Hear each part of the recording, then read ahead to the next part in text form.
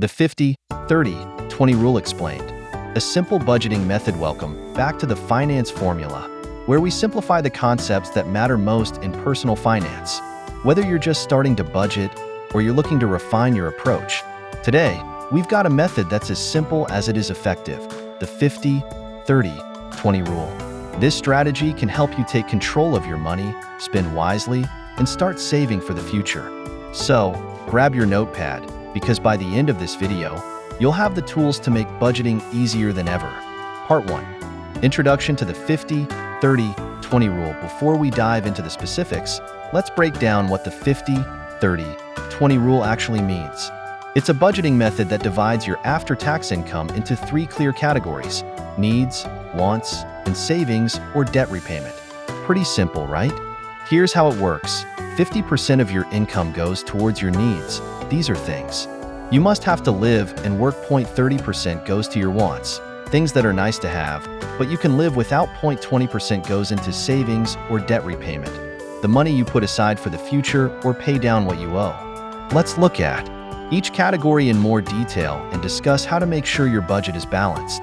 Part 2. The needs category. 50%. First up, your needs.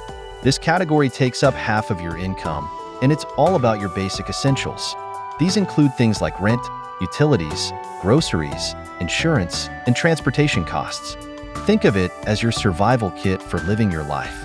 If you're spending more than 50% of your income on needs, you might need to rethink your budget. For example, maybe your rent is too high, or you're eating out more than you should. These are areas where you can make adjustments. Be sure to review your needs category every few months.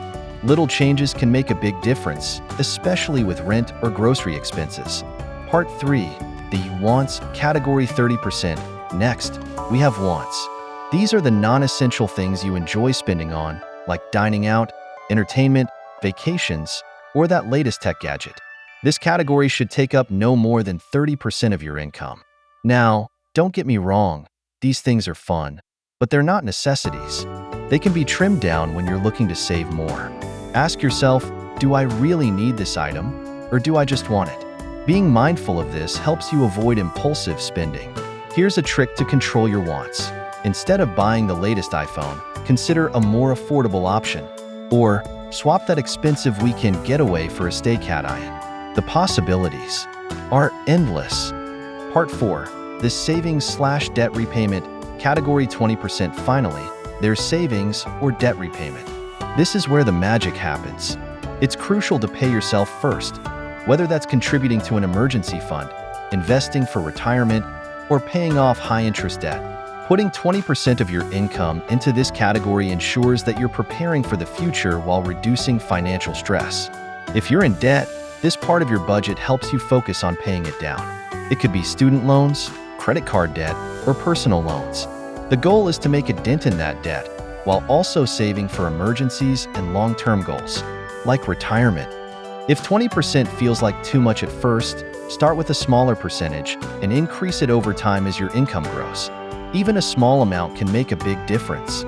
Part 5. Benefits of the 50-30-20 rule. So, why should you use the 50-30-20 rule? Well, it helps simplify your finances and ensures you're not overwhelmed by complex budgeting methods. Plus, it gives you a clear structure to follow, which reduces the stress of managing money. Without a budget, it's easy to fall into the trap of overspending. But with this method, you can have peace of mind, knowing your needs are covered, you're enjoying life responsibly, and your financial future is secure. Part 6. How to implement the 50-30-20 rule in your life. Now let's talk about how to implement the 50-30-20 rule in your daily life. The first step is knowing your income. This is the after-tax amount that hits your bank account. Once you have that number, multiply it by 50%, 30%, and 20% to figure out how much you should allocate to each category. If you make $3,000 a month, here's how the math works. 50% of $3,000 is $1,500 for needs. 30% of $3,000 is $900 for wants. 20% of $3,000 is $600 for savings/debt repayment. Once you've figured out your budget, use an app or a simple spreadsheet to track your spending. This will help you stay on track and make adjustments if needed. Part 7. Common mistakes to avoid. Before we wrap up, let's go over some common mistakes people make with the 50-30-20 rule. First, not being realistic with your needs. Sometimes, we underestimate how much our needs actually cost, so it's important to track everything thoroughly. Second, ignoring your savings. Many people forget to save, even when they have room in their budget. If you can't save 20% right away, start small and work up to it. Lastly, treating wants as needs. Remember, wants are flexible. You don't need that $5 coffee every day, but you can easily cut back on things like that. Part 8. Conclusion. The 50-30-20 rule is a powerful, easy-to-follow budgeting method that helps you balance your spending, save for the future, and live comfortably today. By applying this rule, you'll not only gain control over your finances, but also start making smarter financial decisions. Remember, budgeting isn't about restriction, it's about freedom. When you stick to your budget, you're actually freeing yourself from financial stress in the long run. If you found this video helpful, don't forget to give it a thumbs up, subscribe to the channel for more personal finance tips, and share it with friends who could use a little budgeting guidance. Leave a comment below with your thoughts on the 50-30-20 rule or any other budgeting tips you swear by. Until next time, take control of your money and your future. By your finance.